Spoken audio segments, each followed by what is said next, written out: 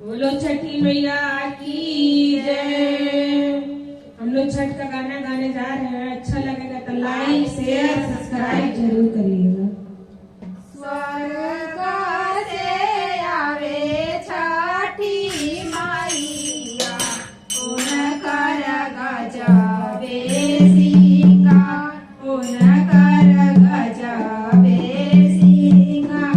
स्वर्ग से आवे छठी मैया, उनकर गजबे सिंगार, उनकर गजबे सिंगार। काली डोलिया बैठे छठी मैया, भोले बाबा बना दे कहान, भोले बाबा बना दे कहान।